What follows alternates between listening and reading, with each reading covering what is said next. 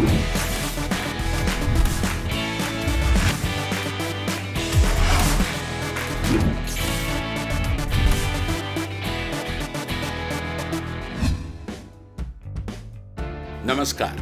खेलों में खास के साथ मैं Sanjay Banerjee. Our sports content is pure as 24 karat gold. Please like and subscribe it. Your support will help us in doing better. Thank you. England और Australia के बीच 3 match की सीरीज का दूसरा वनडे आज खेला जाएगा। ऑस्ट्रेलिया पहला मैच जीतकर 1-0 की लीड ले चुका है और अगर आज उसे जीत मिली तो ये सीरीज उसके नाम होगी। उधर मेजबान इंग्लैंड इस सीजन में अपने बेहतरीन रिकॉर्ड को कायम रखने की कोशिश में इस मैच को जीतने में कोई कसर छोड़ना नहीं चाहेगा, क्योंकि आज की जीत उसे सीरीज में वापस ला खड़ा करेगी। इस बीच ऑस्ट्रेलियाई बल्लेबाज स्टीव स्मिथ के दूसरे वनडे में भी खेलने पर सस्पेंस बना हुआ है। उन्हें प्रैक्टिस सेशन के दौरान सिर में गेंद लगी थी और इसी वजह से उन्हें एहतियातन पहले वनडे में शामिल नहीं किया गया था। अगर वे फिट नहीं होते हैं तो उन्हें रिप्लेस किया जा सकता है। स्मिथ पिछले साल इंग्लैंड के खिलाफ एशेज सीरीज के दौरान भी इंजर्ड हो गए थे। तब तेज गेंदबाज जोफ्रा आर्चर की बाउंसर उनके सिर में लगी थी। इस कारण वे टेस्ट की दूसरी इनिंग्स भी नहीं खेल पाए थे। स्मिथ के अलावा पेस बॉलर मिचेल स्टार्क के भी दूसरे वनडे में भी खेलने पर सस्पेंस कायम है। पहले वनडे के दौरान उनकी मांसपेशियों में खिंचाव आ गया था। इस समय हमारे साथ फॉर्मर टेस्ट प्लेयर, सेलेक्टर और कोच अशोक मल्होत्रा मौजूद हैं। अशोक जी, पहले ओडीआई में ऑस्ट्रेलिया ने जिस तरह से इंग्लैंड को पराजित किया, आज अगर दूसरे ओडीआई में भी उन्होंने वैसा काम कर दिया तो इस समर सीजन में इंग्लैंड की यह पहली शिकस्त होगी। जी बिल्कुल, और अगर आप बात करें तो पहली बार इंग्लैंड को ऐसी गेंदबाजी का सामना करना पड़ रहा है जो वर्ल्ड क्लास गेंदबाजी, चाहे आप हेजलवुड की बात करें, मिचेल स्टार्क की बात करें, चाहे कमिंस की बात करें या जानता की बात करें। ये 4 ऐसे गेंदबाज हैं जो किसी पर भी हावी हो सकते हैं। और दूसरी तरफ अगर आप इंग्लैंड की बात करें तो इंग्लैंड की बल्लेबाजी उतनी सशक्त दिखाई नहीं दे रही, इतना आपको विश्वास नहीं दिलाती। जेसन रॉय पहली बार इस श्रृंखला में खेल रहे हैं। जॉनी बेयरस्टो का भी लय दिखाई नहीं दे रही, हालांकि उन्होंने रन जरूर बनाए हैं। और फिर कहीं ना कहीं जो रूटा इतने सफल दिखाई नहीं दे रहे, फॉर्म से जूझ रहे हैं। और जोसे बटलर को पीछे खिलाना क्या अकलमंदी है, ये मेरी समझ से परे है। तो मिलजुल कर इयन मॉर्गन उतना बेहतर प्रदर्शन नहीं कर पा रहे हैं। मोइन अली को क्या 7 नंबर पर एक बल्लेबाज की हैसियत से खिला सकते हैं। तो कहीं ना कहीं जो बल्लेबाजी है बड़ी इसी दिखाई दे रही है। हालांकि पिछले मैच में बिलिंग्स और बेयरस्टो ने रन जरूर बनाए थे, लेकिन ये मजबूती दिखाई नहीं दे रही इंग्लैंड की बल्लेबाजी में। और गेंदबाजी हालांकि काफी सशक्त है। आपके नजर से अगर हम पूछें कि आज किसका पलड़ा भारी रह सकता है तो आप क्या कहेंगे? देखिए, मेरे को न जाने क्यों लगता है कि अगर जो टीम पहले बल्लेबाजी करती है 300 रन बनाती है तो उससे जीतने की संभावना, और मेरे लिए ऑस्ट्रेलिया की जीतने की संभावना ज्यादा दिखाई देती है, क्योंकि उनके पास बहुत बेहतरीन गेंदबाज। ऑस्ट्रेलिया और इंग्लैंड के बीच दूसरे वनडे के आंकड़ों पर स्टैट्स कॉर्नर में नजर मोहम्मद शहाउद्दीन की। पहला मैच जीतने के बाद ऑस्ट्रेलिया के पास अब इंग्लैंड के खिलाफ वनडे सीरीज जीतने का मौका है। अगर ऑस्ट्रेलिया आज का मैच जीत जाता है तो इंग्लैंड के खिलाफ 5 साल बाद उसकी पहली सीरीज जीत होगी। 2015 में ऑस्ट्रेलिया ने इंग्लैंड के खिलाफ 5 मैचों की सीरीज 3-2 से जीती थी। जहां तक 3 मैचों की सीरीज का सवाल है, ऑस्ट्रेलिया के पास 15 साल बाद सीरीज जीतने का अवसर है। ऑस्ट्रेलिया ने 2005 में तब 3 मैचों की सीरीज 2-1 से जीती थी। संयोग से दोनों सीरीज इंग्लैंड में खेली गई थी। पिछले मैच में इंग्लैंड के कप्तान इयन मॉर्गन ने अपने कैरियर के 200 छक्के पूरे किए थे। अब बारी है ऑस्ट्रेलिया के ग्लेन मैक्सवेल की। उनको 100 छक्के पूरे करने के लिए केवल 2 सिक्स की ज़रूरत है।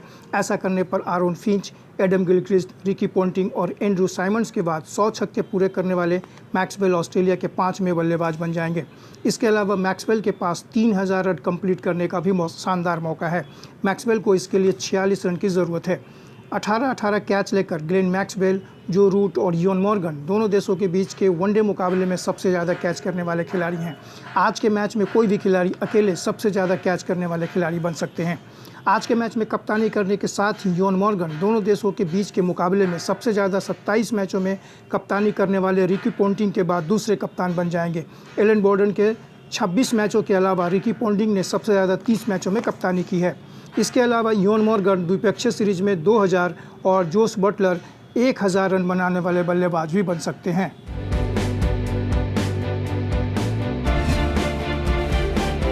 और अब आईपीएल अपडेट। दुबई में आईपीएल शुरू होने में अब एक सप्ताह से भी कम समय रह गया है, लेकिन ऐसा लगता है कि तमाम फ्रेंचाइज अपनी टीम के संतुलन को लेकर अब भी पशोपेश में हैं। इस बीच अब तक ये साफ नहीं हो सका है कि मैनचेस्टर में चल रही ऑस्ट्रेलिया और इंग्लैंड की सीरीज के बाद आईपीएल में शामिल होने के लिए जो प्लेयर्स दुबई आएंगे उन्हें आइसोलेशन में रखा जाएगा या नहीं। आईपीएल अपडेट के साथ नीति रावत। खबर है कि चेन्नई सुपर किंग्स सुरेश रैना की जगह इंग्लैंड टीम के बल्लेबाज डेविड मलान को शामिल कर सकते हैं। मलान मौजूदा समय में T20 इंटरनेशनल में नंबर 1 बल्लेबाज हैं। मलान इंग्लैंड के लिए मिडिल ऑर्डर में बल्लेबाजी करते हैं। रैना भी चेन्नई के लिए नंबर 3 या 4 पर खेलते थे। ऐसे में रैना के रिप्लेसमेंट के तौर पर डेविड मलान मौजूदा समय में चेन्नई के लिए सबसे अच्छा विकल्प है। टीम सोर्सेज ने हालांकि इन्हें सिर्फ चर्चा कहा है और ये भी कहा गया है कि इस सिलसिले में अभी कुछ भी तय नहीं किया गया है। मलान ने 16 T20 मैचों में 1 शतक के साथ 49 की औसत से 682 रन बनाए हैं। ऑस्ट्रेलिया के खिलाफ सीरीज में मलान ने 3 मैच में 129 रन बनाए थे। मलान के इस सीजन में बिग बैश लीग में भी खेलने की संभावना है। इस बीच चेन्नई के तेज गेंदबाज दीपक चहर ने टीम के साथ ट्रेनिंग भी शुरू कर दी है। चहर कोरोना पॉजिटिव पाए गए थे। वहीं दूसरी ओर कोलकाता नाइट राइडर्स ने 29 साल के अमेरिकी तेज गेंदबाज अली खान को हैरी गर्नी की जगह पर टीम में शामिल किया है। इंग्लैंड के गर्नी कंधे की चोट की वजह से आईपीएल से बाहर हो गए हैं। अली खान आईपीएल में शामिल होने वाले पहले अमेरिकी खिलाड़ी बन गए हैं। अली ने कैरेबियन प्रीमियर लीग में ट्रिनबागो नाइट राइडर्स को रिप्रेजेंट किया था। ट्रिनबागो ने सीपीएल में सभी 12 मैच जीतकर खिताब पर कब्जा भी किया। जैसा कि आप जानते हैं कि इस बार आईपीएल दर्शकों के बिना बायोसिक्योर माहौल में खेला जाएगा। हालांकि फ्रेंचाइज ने खाली स्टेडियम में भी चीयर लीडर्स और फैंस की मौजूदगी दिखाने का पूरा इंतजाम कर लिया है। दरअसल फ्रेंचाइज खाली स्टेडियम में स्क्रीन लगाएंगी जिस पर फैंस के रिएक्शन और चीयर लीडर्स के रिकॉर्डेड वीडियो दिखाए जाएंगे। यानी टीवी दर्शकों को अब हर 4 और 6 पर चीयर लीडर्स नाचती दिखाई देंगी। वहीं आरसीबी के कैप्टन विराट कोहली का मानना है कि आईपीएल के लिए उनकी टीम की फिटनेस अच्छी है। उन्होंने आरसीबी के ट्विटर अकाउंट पर शेयर किए गए वीडियो में कहा कि महीनों बाद जब प्रैक्टिस में थ्रो फेंके तो कंधों में थोड़ा दर्द और खिंचाव हो रहा था। हालांकि ट्रेनिंग करते करते मांसपेशियां पहले की तरह काम करने लगी और अब हर खिलाड़ी बेहतर महसूस कर रहा है। आईपीएल अपडेट के साथ स्पोर्ट्स जिंदगी के लिए मैं नीति रावत।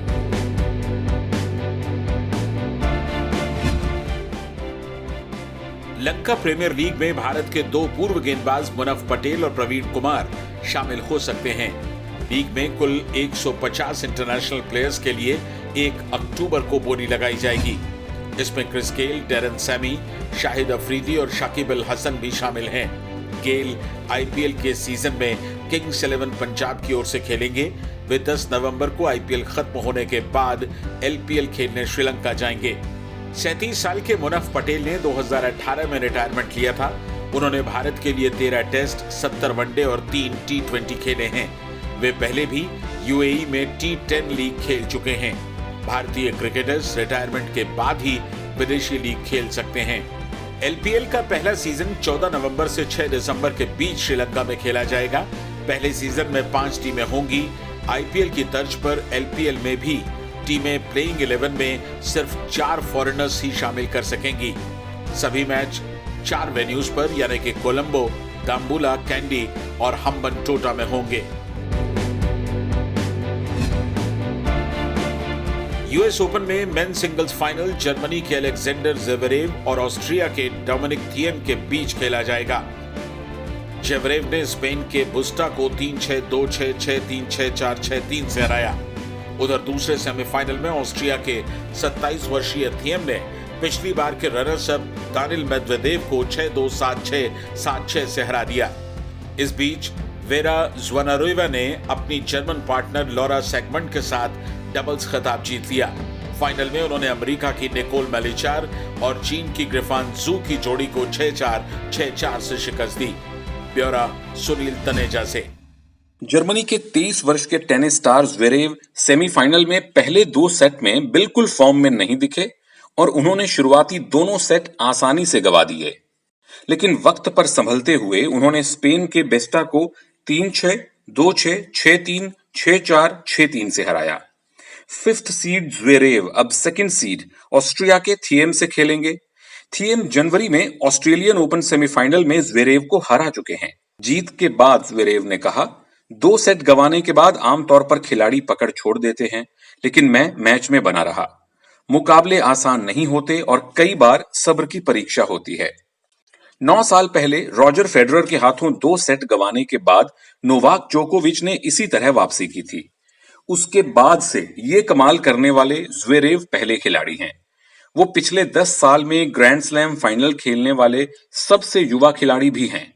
जोकोविच 2010 में यूएस ओपन फाइनल में पहुंचे थे, लेकिन तब वो सिर्फ 23 वर्ष के थे। वहीं ऑस्ट्रिया के 27 वर्षीय थिएम ने पिछले साल के रनर्स अप दानिल मेदवेदेव को 6-2, 7-6, 7-6 से हराया। थिएम 2 साल पहले फ्रेंच ओपन फाइनल में राफेल नडाल से हारे थे, जबकि इस साल ऑस्ट्रेलियन ओपन फाइनल में उन्हें नोवाक जोकोविच ने मात दी थी। उधर वेरा ज़्वानारोवा ने अपनी जर्मन पार्टनर लॉरा सेगमेंट के साथ डबल्स का खिताब जीता है। उन्होंने फाइनल में अमेरिका की निकोल मेलिचार और चाइना की यिफान झू की जोड़ी को 6-4, 6-4 से शिकस्त दी। ज़्वानारोवा ने डबल्स में ये तीसरा ग्रैंड स्लैम जीता है। उन्होंने इससे पहले 2006 में यूएस ओपन और 2012 में ऑस्ट्रेलियन ओपन जीता था। स्पोर्ट्स जिंदगी के लिए मैं सुनील तनेजा। भारतीय रेसलिंग फेडरेशन ने खेलो इंडिया गेम्स के 4 सीजन में डोप टेस्ट में फेल होने वाले 12 रेसलर्स से मेडल और सर्टिफिकेट लौटाने को कहा है। WFI ने अपनी रिकॉग्नाइज्ड स्टेट यूनिट्स को इस प्रोसेस में मदद करने के लिए कहा है, जो कल से शुरू हो चुका है। WFI के असिस्टेंट सेक्रेटरी विनोद तोमर ने कहा कि ऐसे कई रेसलर्स हैं जो 2018 से अब तक खेलो इंडिया गेम्स में डोप टेस्ट में फेल हुए हैं। सरकार ने हमसे कहा है कि उनके मेडल्स और पार्टिसिपेशन सर्टिफिकेट वापस ले लिए जाएं और उन्हें प्लान से बाहर कर दिया जाए। इसमें फ्री स्टाइल के 6 और ग्रेको रोमन के 6 पहलवान शामिल हैं। मर्सिडीज के ड्राइवर वॉल्टेरी बोटास ने टस्कन ग्रां प्री के लिए दूसरे प्रैक्टिस सेशन में फ्राइडे को सबसे तेज समय निकालते हुए अपनी ही टीम के मौजूदा चैंपियन लुइस हैमिल्टन को पछाड़ दिया। वो पहली प्रैक्टिस में भी टॉप पर थे। बोटास ने चैंपियनशिप में टॉप पर काबिज हैमिल्टन से 0.207 सेकंड कम समय लिया। रेडबुल के मैक्स वर्स्टपेन तीसरे और टीम के उनके साथी अलेक्जेंडर अल्बोन चौथी पोजीशन पर रहे। इस सेशन की 9वीं फार्मूला रेस में पहली बार दर्शकों को अंदर आने दिया गया। कुल 3000 दर्शकों को 3 स्टैंड्स में बांटा गया था। इससे पहले बोटास शुरुआती अभ्यास में रेडबुल के मैक्स वर्स्टपेन से 0.048 सेकंड तेज रहे। फेरारी के ड्राइवर चार्ल्स लेकर्क तीसरी पोजीशन पर रहे। दूसरे प्रैक्टिस सेशन में वो 10th पोजीशन पर थे। फेरारी की ये 1000वीं फार्मूला 1 रेस होगी। आज का खेलों में खास यहीं तक। स्पोर्ट्स अपडेट, वीडियोस और ब्लॉग्स के लिए आप हमारी वेबसाइट sportszindagi.com जरूर विजिट करें। हमारी ईमेल आईडी है connect@sportszindagi.com। अपना ख्याल रखें और जुड़े रहें स्पोर्ट्स जिंदगी के साथ। नमस्कार।